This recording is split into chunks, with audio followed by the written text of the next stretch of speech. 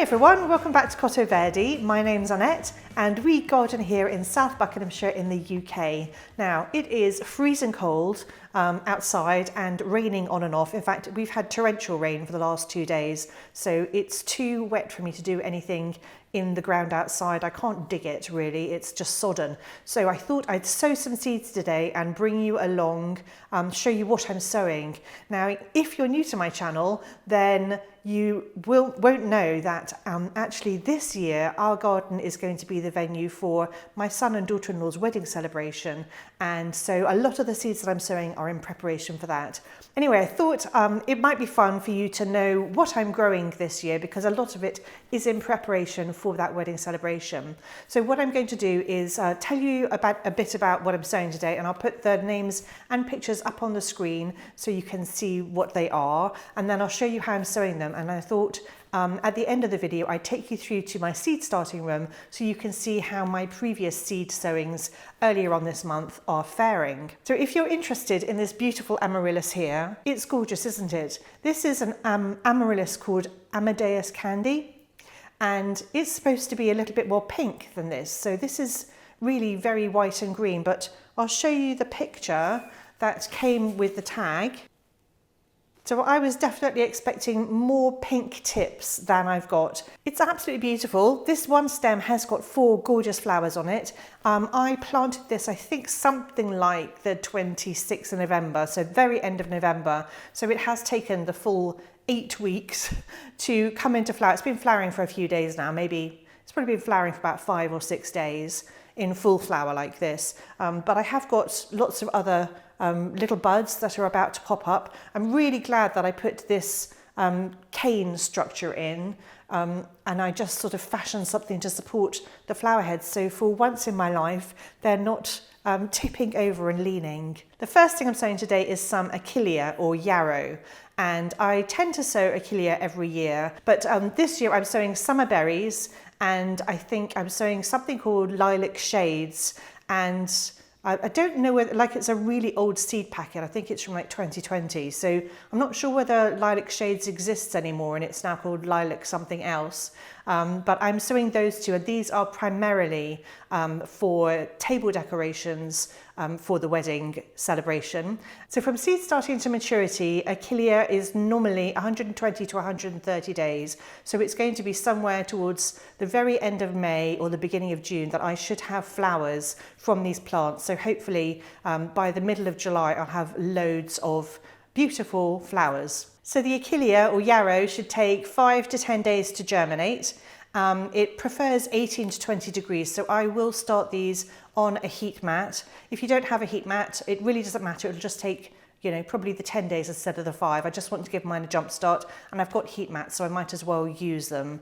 And it's important not to cover the seeds. They need light to germinate. So I'm just going to surface sow them. I've tapped down each of the seed cells to make sure that the seeds have got really good contact with the soil surface. And then I put a really light sprinkling of vermiculite on top. Now, vermiculite is okay to use as a covering because, in fact, it lets light through. Don't cover them with soil because they do need light to germinate. I'm also sowing something new today that I've not sown before, so I'm quite excited. Now, this actually isn't necessarily for the wedding celebration, but I do think that they'll be useful in the garden, and I just want to have a little bit of fun. I tend to try something new every year. So I'm sowing something called Bellis perennis, and the variety I'm sowing is called Tassos strawberries and cream. Now these are really short growing, well, they're actually called English daisies, but I'm not sure why they're called English daisies because I kind of think of English daisies as, you know, the lawn daisies.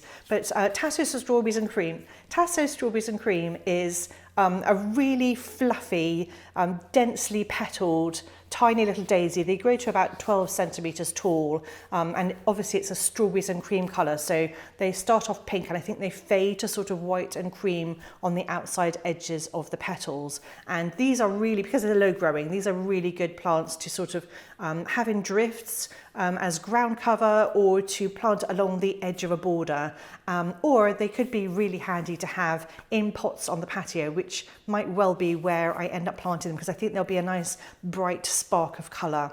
Now you can sow these anytime from January to March here in the UK. They do need 21 to 24 degrees to germinate, so these are definitely going on the heat mats, and they should take 7 to 14 days to germinate. And I'm expected to have flowers sort of late spring, early summer.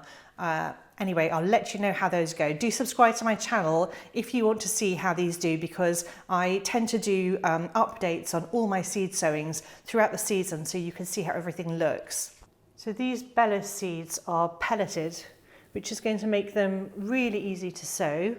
And they're very fresh, so I'm only going to put one seed into, I'm going to try and only put one seed into each cell. And I'm going to sow 16 of these.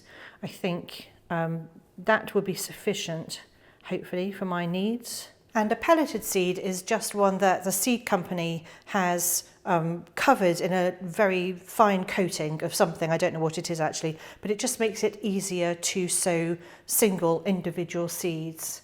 And with the Bellis seeds, just give it a really good coating of vermiculite or a very fine coating of compost. So, you know, just plant them like 1 millimeter deep. The next thing I'm sowing is an Eryngium called Miss Wilmot's Ghost, and it's a very, very silvery Eryngium. I'm really looking forward to this. They're kind of spiky and spiny and quite annoying. This Eryngium is a sea holly, and it really is like holly. They're very pokey plants, but I just think they look really beautiful. And I think in the evening, this silvery colour is going to be just beautiful. So I'm really looking forward to growing these. These are a hardy perennial and they might not flower this year. But again, I just really wanted to try my hand. The one thing to bear in mind with the sea holly is that they're really, really deeply rooted. So it's best not to move them. Like once you've stuck them in the garden, that's where they should stay. And they really are super hardy, and they'll grow in, you know, really very unfertile soil. So they could be really good in the gravel garden outside our bedroom. That's a new area that we're developing at the moment. So the reason that I'm not sure I'm going to get flowers this year is because sea holly does prefer to be cold stratified. So you sow the seed and keep it at about 18 degrees, and then you put it in the fridge or outside in the cold for 3 to 6 weeks, and then bring it back into the warmth again, and this should initiate germination. I am just going to see, I'm not going to sow the whole packet, and I'm just going to see whether I can get some to germinate this year. If I don't, I'll just sow some more in the autumn. I do like to experiment and mess around with the seeds and just see what happens. So that's why I'm sowing some of these. And then I'm going to be sowing some Campanula. I absolutely love Campanula. They are an incredibly good cut flower with a really long vase life. So I'm sowing 3 different varieties today. 2 of them are Campanula medium, which are the ones with the really, really big bell-shaped flowers. They're absolutely stunning, and I am kind of hoping that I'm going to have some of these ready for the wedding. So the best thing to do with Campanula to keep them flowering is to feed them and keep deadheading them, and that way they will keep flowering. So even if they flower a little bit early for me, I'm hoping that if I feed them and deadhead them, then they'll flower again by the middle of July, which is when I'll need them. So the 2 mediums, Campanula mediums that I'm growing are, I've chosen the white and the pink. I think the pink one's called Rose, and they will grow to about 1.2 meters. Hopefully, anyway. I'm hoping they'll be really nice tall stems. And then the last one that I'm growing is one called Latifolia. It's also called a giant bellflower.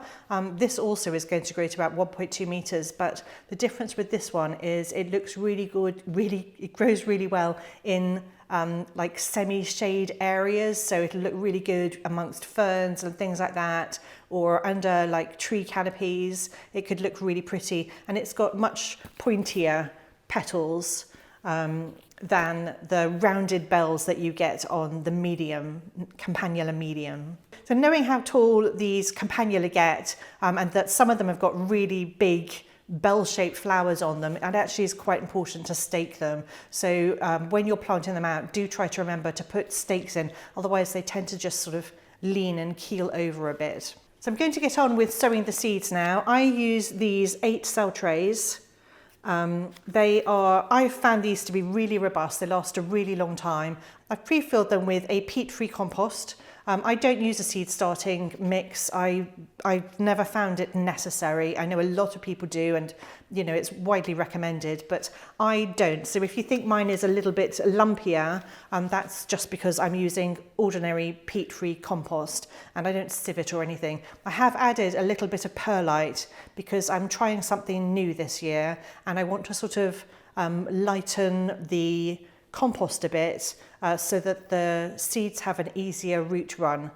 So I've added a little bit of perlite to my mix. So the reason that I use those little 8-cell seed trays is because I never need, you know, 40 or 60 or 72 of anything. I'm just a home gardener. So that's why I use those. If you're interested, I'll put a link in the description below if you're interested to see what I use. But you can use anything to sow your seeds. You don't need any special equipment. You can just use, you know, old vegetable or fruit cartons, anything as long as it's got a drainage hole in it. So my Campanula seed is also pelleted and I'm just going to sow very thinly. So I've put 2 into each cell. I've sown quite thinly, that's quite thinly for me. But it's really important with pelleted seed to make sure that it has got good contact with the soil surface because that outer coating needs to disintegrate. So it needs moisture in order to disintegrate.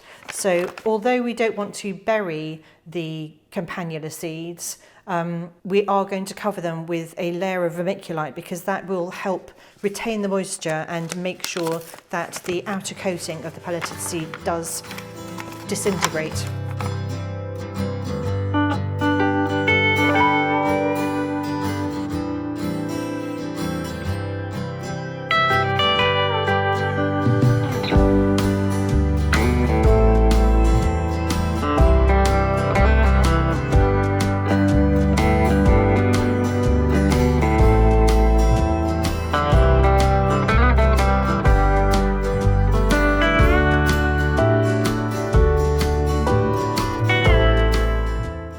So here we are in my very echoey seed starting room. Sorry, but it's a very empty room. We haven't got anything in here. It's actually, it's going to be my study one day, but currently it's where I've got my racks. Now these normally have lights on, but I've turned them off because otherwise they've got this sort of flashy thing when I'm filming.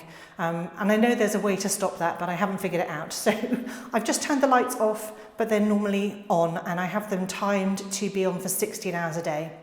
And they are just ordinary lights. There's nothing special about them. They're just LED strip lights.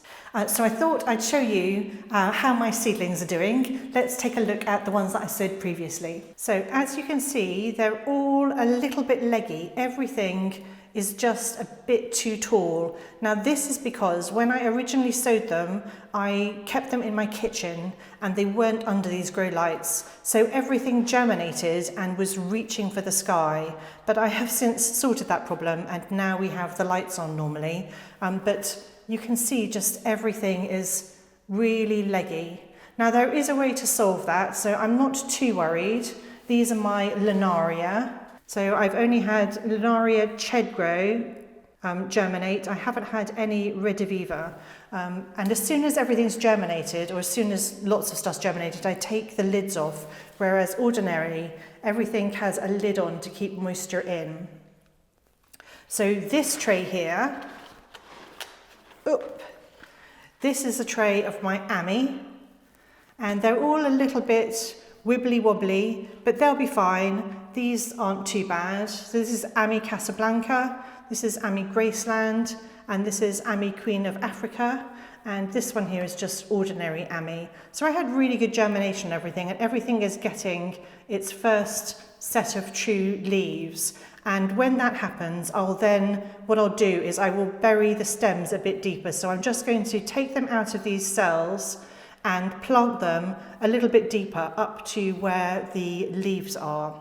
So that's what I do when things are a little bit leggy. This is my Aelia from Chiltern Seeds. So this has germinated really well and I've got lots more popping up now. But the Aelia that I saved myself hasn't germinated at all yet. I'll show you that in a minute, but I've got no germination. Again, these are a little bit flippy floppy, but I can sort that out. And then these here are my Dorcas. This is Dara, and this is Dara. This is Purple Kisses. and this is just ordinary Dorcas carota. And I had really good germination on everything. Some are a bit taller than others because they germinated earlier. So the Dara germinated most recently. And then this is my Lunaria alba. So these are the white Lunaria, and I had really good germination on those. Now you'll see that I have one of these sticky fungus gnat traps, and it has got sort of 3 fungus gnats stuck to it, but I tend to keep a little fungus gnat trap around my seedlings just so I can monitor the level of the fungus gnats. If I saw more than just 3 stuck on there, then I know I have a problem and I would deal with it. So this is the tray of things that are still on a heat mat. So these are my Aelia seeds that I saved, and nothing's germinated except a weed. That's just a weed. But none of those have germinated. It's a bit disappointing.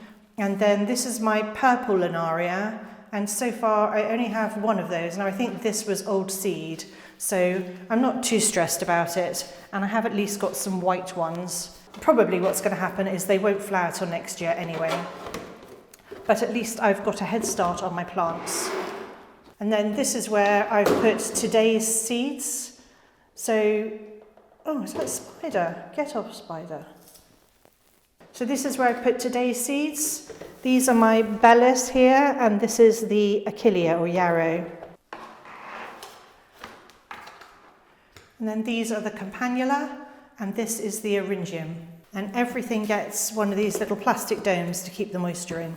But that's it for today. I've finished sowing the seeds that I'm sowing today, but I have got loads more seeds to sow. So if you'd like to follow along and have a look at what I'm sowing this year for this wedding celebration, and in fact just for my garden, then do subscribe to my channel. I really hope you've enjoyed this video. Thank you so much for watching, and I'll see you all next time.